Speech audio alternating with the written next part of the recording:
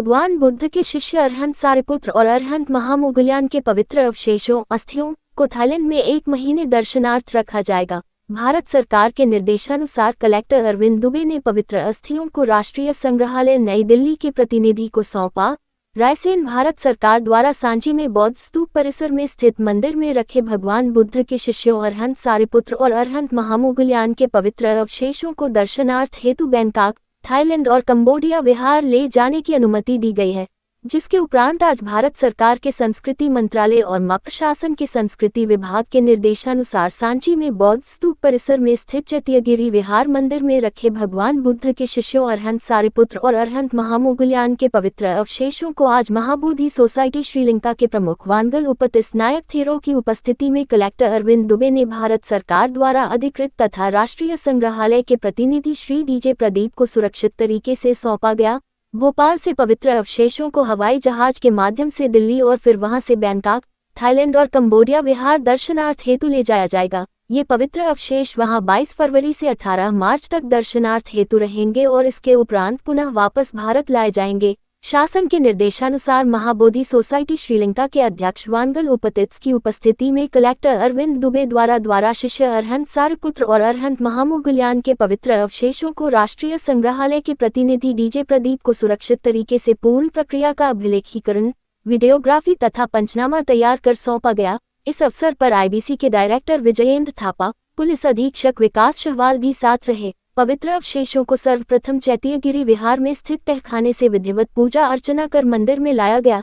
इसके उपरांत यहां भी पवित्र अवशेषों की पूजा अर्चना करने के उपरांत कलेक्टर अरविंद दुबे द्वारा महाबोधि सोसाइटी श्रीलंका के प्रमुख वानगल उपतिस नायक थेरो की उपस्थिति में राष्ट्रीय संग्रहालय के प्रतिनिधि डीजे प्रदीप को सौंपा गया। पवित्र अवशेषों को मंदिर के बाहर लाते समय गार्ड ऑफ ऑनर भी दिया गया।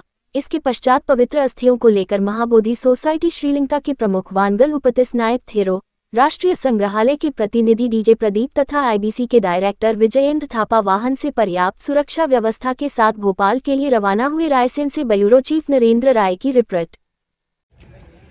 जो सांची महाबोधि सोसाइटी जो चैत्यगिरी विहार है उसमें भगवान गौतम बुद्ध जी के 2 शिष्यों